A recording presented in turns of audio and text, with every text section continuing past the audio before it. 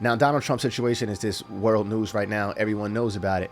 But this report right here has some new evidence, new details emerge about the shooter.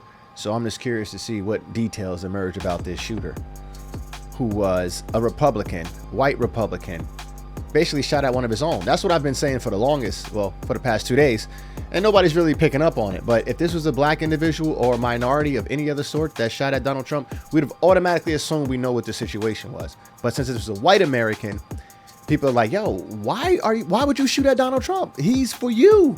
You're a Republican. Like, what? We're trying to figure this out. Let us bring in Tom Winter, NBC News national law enforcement and intelligence correspondent.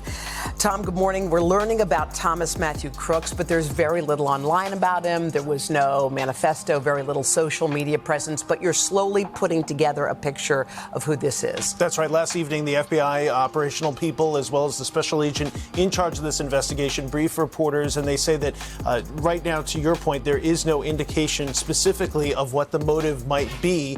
One of the things that they're focusing on right here, the key to this potentially, is the phone. If you were going to typecast a killer or a shooter, or that had to look a little crazy and weird, like, this is the perfect person to typecast. I think that's called it, typecast, or if you're going to cast. If you were going to cast a shooter, a killer, a suspect, this kid would be perfect right here. If you were going to do a movie, this is perfect. He doesn't need any makeup and anything. He looks the part. Now, that's kind of weird to me. He just looks the part. His cell phone has been taken to FBI's research and laboratories in Quantico, Virginia. They're going to try to break through the security, download everything on that phone. I think it's important for people to understand these cell phone forensic programs. Even if you try to delete something, it can typically find a record of what you tried to delete, if not the actual thing itself. Man, look at him and up so on they the- can get that information off of there. It's what might be deleted that could be as helpful to them as what is actually on the phone. But text messages, photos, apps, everything he's doing. Anything he notes, tried to Google, any anything. memos, anything he tried to Google. Yo, I mean, that would be entertaining right there. I want the whole list of everything that was on this boy's phone. That would be interesting. And can we trust that report when the FBI comes back with that? Can we really trust that report? Now, I know if Trump was already in office, we definitely couldn't trust that report because he'll control the whole media and everything that's going on. But he's not in office right now. So can we still trust that report? I want you to comment down below. When the FBI comes back and says everything that's on this kid's cell phone, can we trust the report that they've given us? His recent web history, how important might that be? Because right now we're told federal investigators, they just don't have it. There's nothing there on the motive front. We do know a couple additional things. One, the gun was purchased legally. It's our reporting that it was purchased by the father. And I know folks are going to immediately ask questions about that and say, okay, did the father know? Was the family aware? It is our understanding from the FBI, they've said it on the record, the family is cooperating. And there's no indication at this point in the investigation that the family knew about this in advance or had any sort of role in it. He did leave behind some canisters or containers in his vehicle that were also found at the house. There's some question about that. They've been described as rudimentary explosives. Those have been taken to the... That means basic ass, generic, first grade made explosives. That's what that means. FBI laboratory. And so they're going to look those over. I think they're going to be more incendiary, the type of thing that he could have used to distract law enforcement while he climbed, as we've been looking at that video this morning up on that roof. And then, Tom, about the politics. It's...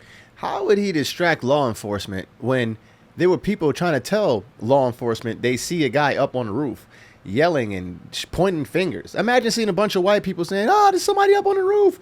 There's somebody up on the roof. That's a no-brainer, right? How are you going to distract somebody? Well, if he tried to distract him, he didn't do a good job because people clearly saw him up on the roof. It's weird, man. A registered Republican, but had donated to a Democratic cause. Right. And, was he donating to the Democratic cause? Was he buying a hat for somebody in his family, or did he actually have those political views? We just don't know. Well, we know one thing. He was going to definitely try to contribute to the Democratic cause by not ending democracy anymore.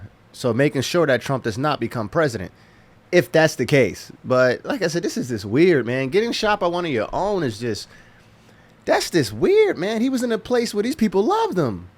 Come on. And we don't know when was the last time that he voted and whom he voted for, of course. So, yes, very much in question what this motive could have been. And I know people are going to say he shot at Donald Trump. What motive could there have been other than something political? But it is important as they go through this. And even his own white people know that Donald Trump is a polarizing figure that says some things that's just out of bounds, and that's crazy.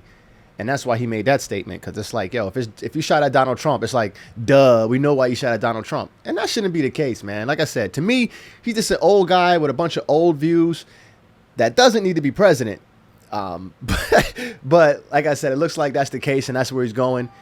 He's got popular favor amongst the black community, amongst the white community. This just looks like a no-brainer blowout, especially now that this happened. This is going to definitely bring the Trump supporters together from something as crazy as this assassination attempt.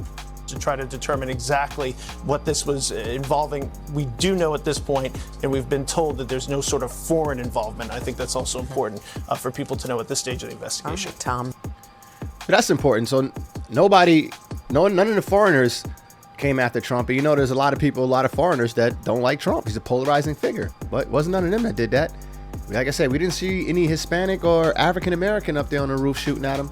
If that was the case, we can automatically assume, like, okay, this person was trying to keep democracy alive. That's basically what they were trying to do. That's the reason why they shot at him.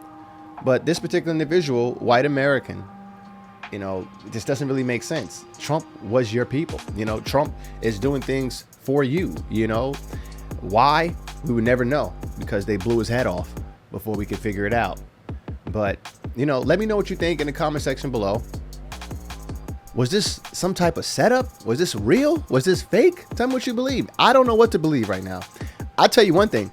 I can't wait till the cell phone records come out. Not just about not just about Trump itself, but to have some FBI go through all of your cell phone records, everything, things you deleted and everything. I wonder if they're going to release that to the public. Release that whole, I'm pretty sure it's going to be a report. Think about it. If somebody were to go through your phone and everything you deleted, everything you Google search, everything, they can put it on a paper. Man, you probably have 50, 60 pages worth of paper of everything you search for.